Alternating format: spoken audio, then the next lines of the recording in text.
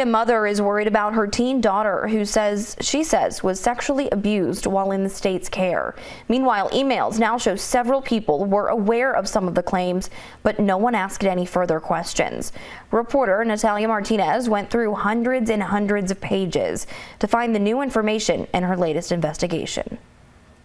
I was excited because I always wanted a girl, and I got my girl. She was perfect. A mother remembering much more innocent times. Yeah, she was happy back then. The smiles were before life would deal a cruel hand, sexually assaulted at a young age. The child is now 13, and her behavior has never been the same. You could tell she was just angry all the time. She wouldn't listen. Breaking things, fighting with the police all the time. The child's escalating problems would land her here at the Campbell County Juvenile Detention Center at the tip of northern Kentucky. Because they're in a locked-in facility, like you think that they would be safe there. What this mom didn't know then was that the trauma her daughter had gone through once before was reportedly happening all over again.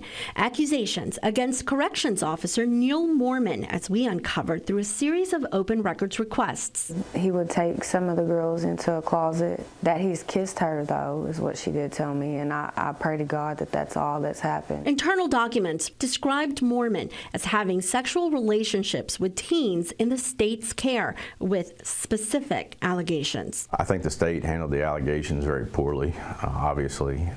There should have been action taken much sooner to protect the victims, but like a lot of things with the state, it's not surprising. Attorney Tad Thomas now represents the alleged victims against the state. They're just asleep at the wheel. The DJJ has stuck to the date of May 31st, 2023, when they were made aware of the allegations against Mormon, as stated in this email. It's the same date the state's Internal Investigations Branch, or IIB, told legislators they were made aware. When did you all first get wind of it, or when was the allegations? When did you all?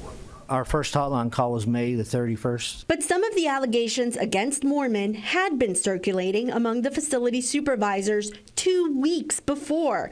We discovered this email dated May 17th, 2023, in a stack of 700 pages. Multiple notes have been found in the resident cells by staff giving social media accounts and some of romantic nature.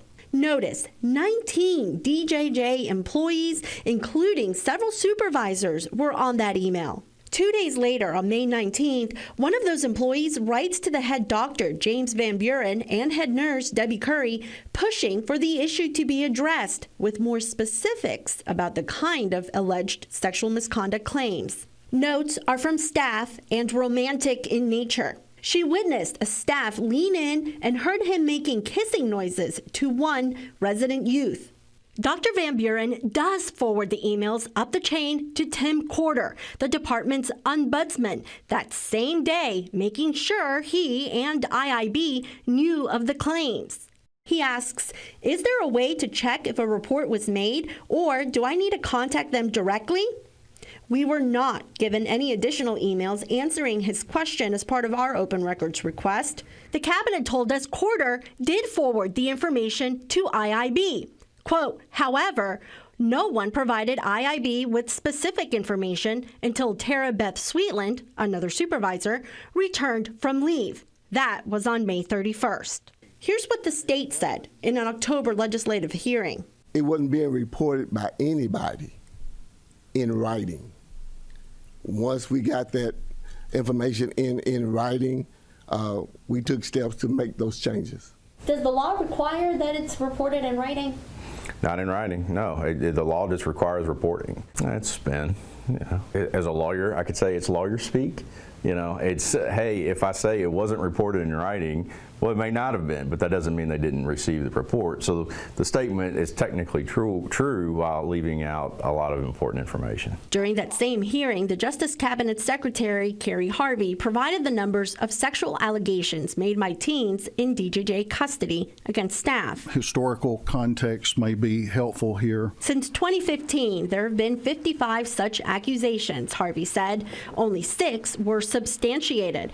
But given Campbell County's failure to immediately report the allegations to law enforcement, some legislators questioned Harvey's numbers. The reports were not getting to me.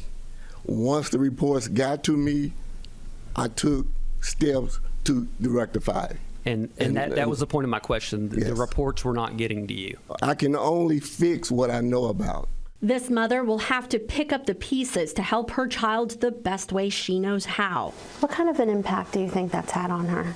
I guess time will tell. Her being so angry all these years, I can just imagine with this on top of that, like, how it's going to go. The superintendent at Campbell, Craig McWhorter, was fired for being drunk on the job, his paperwork said. But the state has not told us if they've reported him for failing to report the sexual abuse allegations against his employee. Mormon was fired but has not been arrested or charged by Kentucky State Police.